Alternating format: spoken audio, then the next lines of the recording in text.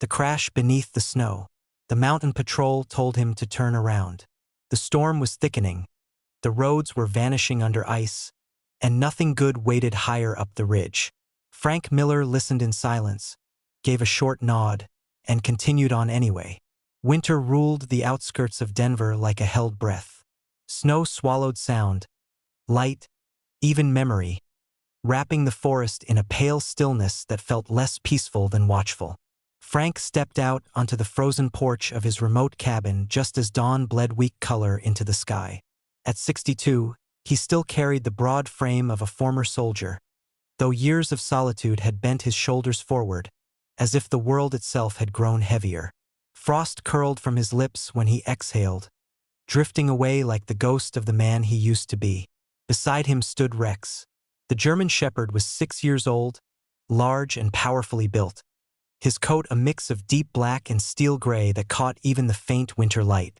His ears never rested. His amber eyes never softened. Rex was not simply a companion. He was a survivor, trained for military rescue, shaped by discipline and danger. Frank trusted him more than he trusted people, because Rex never ignored what he sensed. That morning should have been quiet. One of the rare mornings when Frank's mind stayed still, when memories of sand, gunfire, and fallen men remained asleep. He was halfway through savoring that fragile peace when Rex froze. The dog's body went rigid, ears snapped forward. A low growl vibrated from his chest. Not fear, but certainty. "What is it, boy?" Frank murmured. Rex didn't wait for permission. He lunged off the porch and vanished between the pines, carving sharp lines into untouched snow.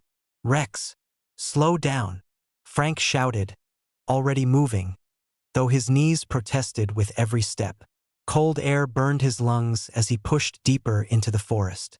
Branches clawed at his jacket. Snow dragged at his boots.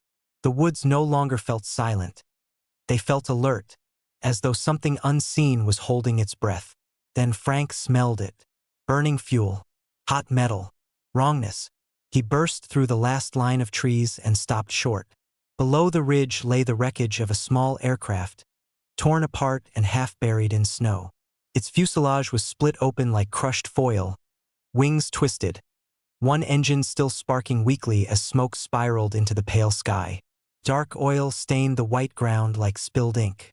Rex barked sharply and raced downhill. Frank followed, instinct snapping awake with brutal familiarity. Heat hit him as he reached the wreck, flames licking along the cockpit. He peered through a shattered window and saw her, a woman alive barely. She was slumped in her seat, dark hair matted with blood and frost, her face sharp and resolute even in unconsciousness. She looked like someone who fought with words instead of weapons, someone who refused to look away from the truth. A harness pinned her in place while fire crept closer. Frank didn't hesitate. He smashed the glass, ignoring the bite of shards, and ripped the harness free. Her eyes fluttered open for a second, unfocused and terrified. "Don't let them find it," she whispered. He didn't ask what she meant. He pulled her from the wreck just as the fuel tank detonated behind them. The explosion ripped through the clearing, hurling heat and debris into the air. Frank shielded her with his body as they dove behind a fallen log, ash raining down like burning snow. When the noise faded, the woman was unconscious again, but breathing. Frank allowed himself a single moment of relief. Then he saw Rex. The dog stood on the ridge, body tense, eyes locked on the forest beyond the wreck. His growl returned, deeper this time, edged with recognition. Frank had heard that sound before, right before ambushes, right before everything went wrong. Slowly, Frank rose and scanned the trees. Shadows clung too tightly between the trunks. The stillness felt deliberate.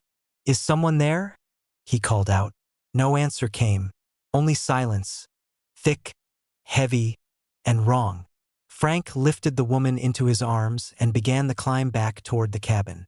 Rex stayed between them and the forest, checking the trees every few steps, guarding with a devotion that felt almost human.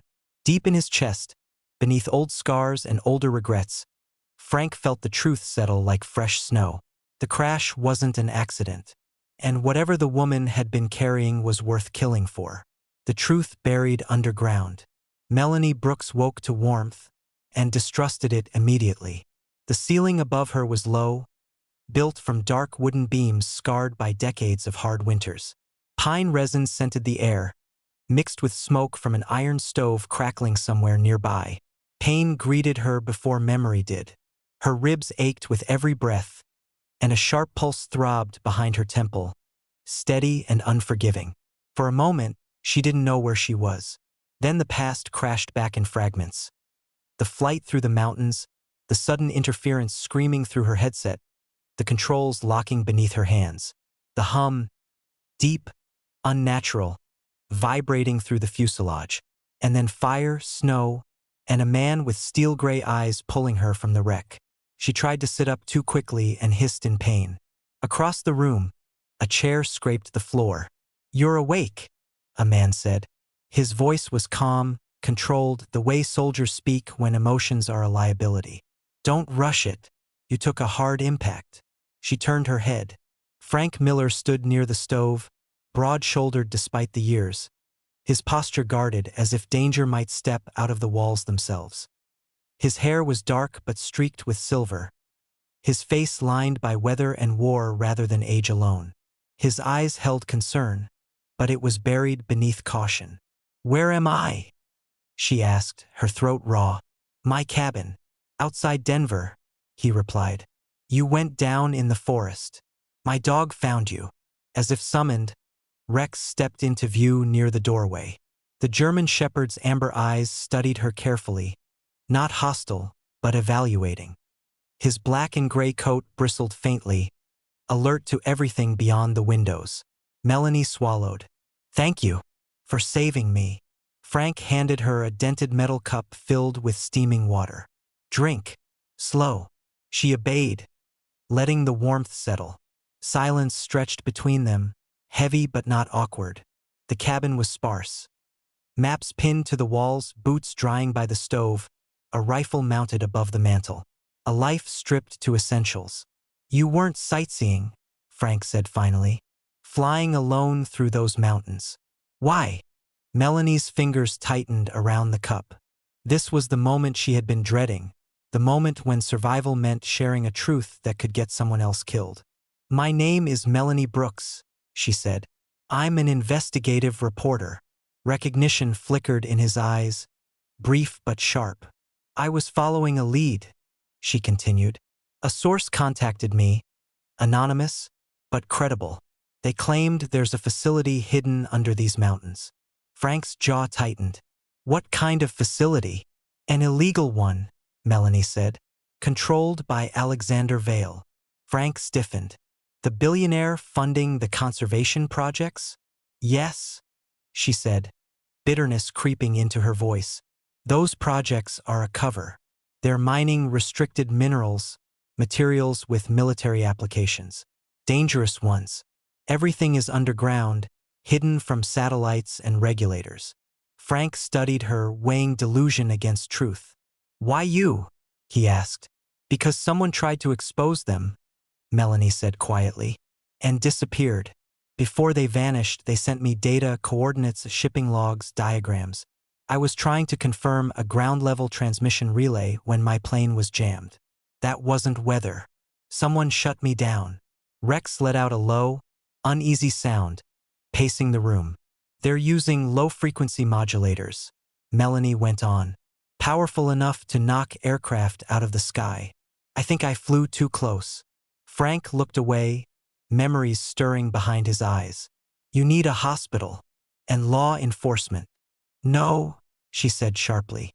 "Not here. Vale owns people, officials, sheriffs. If we go to the wrong door, this disappears, along with me." The words hit harder than she expected. Frank's expression hardened, then closed off. "I don't fight other people's wars anymore," he said. Melanie met his gaze. "War doesn't stop just because you walk away from it." Before he could respond, Rex froze. His ears snapped forward. His body went rigid. A warning growl rolled through his chest as his eyes locked on the window. Frank reached for his rifle without hesitation. Stay here. He parted the curtain just enough to look outside. The forest stood motionless, snow clinging to branches, untouched and silent. Too silent. We're leaving, Frank said at last, letting the curtain fall. I'll take you to the sheriff in Lakewood. Rex barked once, short, urgent. Melanie felt a chill that had nothing to do with the cold. Whatever had brought her plane down hadn't vanished with the wreckage. It was still watching, and the truth she carried wasn't buried deep enough to stay hidden. When the mountain fights back. Snow clung to the cracked asphalt as Frank's aging pickup rolled into Lakewood. The town looked ordinary. Brick storefronts, a diner humming with tired neon, pine trees standing like polite sentries around quiet streets. But Melanie Brooks felt danger breathing just beneath the calm, patient and close. Rex stood rigid in the back seat, front paws braced, amber eyes tracking every alley and doorway they passed. He wasn't searching for comfort. He was searching for movement. Frank parked in front of the sheriff's station, a squat brick building that seemed to absorb warmth rather than offer it. As soon as they stepped onto the sidewalk, the door opened. Sheriff Howard stood framed in the doorway, as if he had been waiting. He was in his early 50s, thick through the middle, his uniform coat stretched tight. His hair was thinning, combed back with deliberate care, and his eyes were sharp but not kind. They lingered on Melanie's injuries a moment too long. "You must be the woman from the crash," he said flatly. "I'm lucky to be alive," Melanie replied. Howard nodded without sympathy.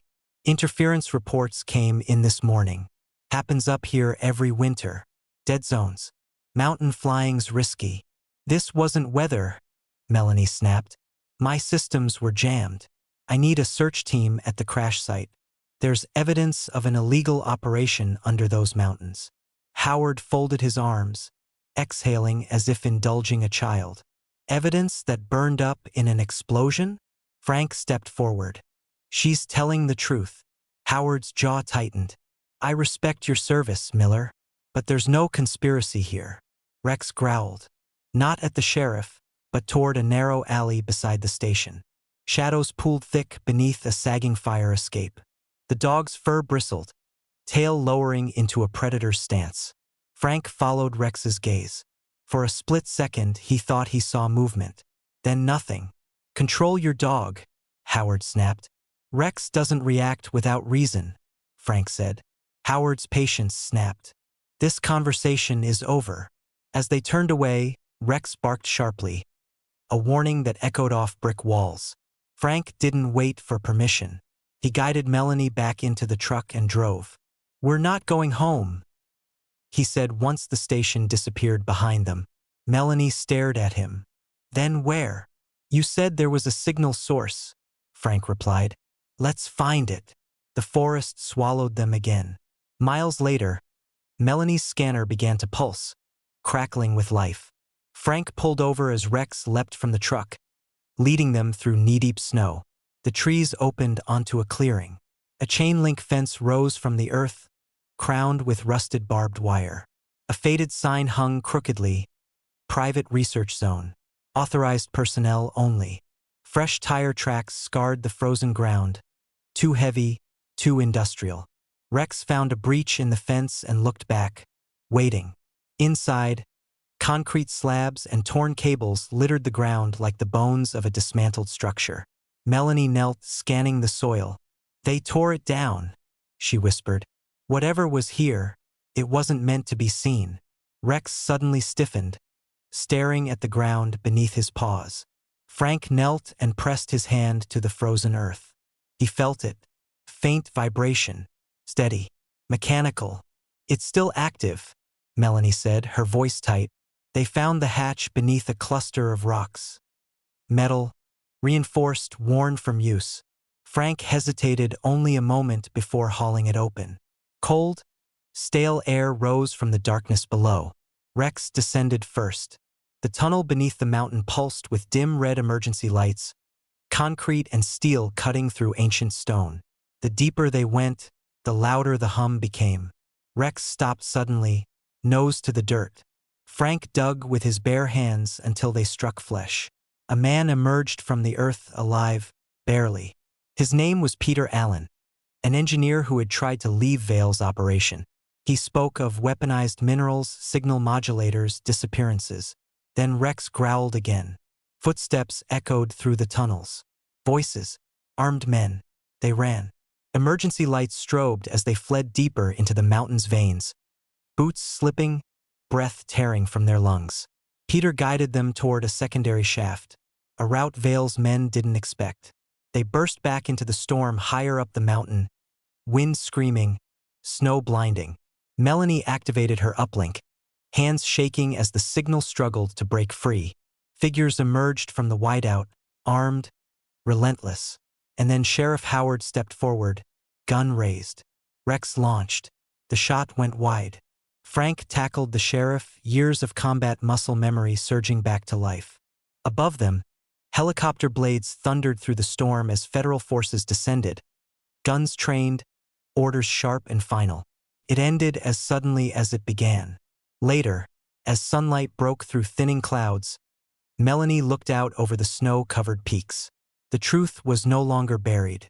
Frank stood beside her, Rex at his heel, the mountain quiet again.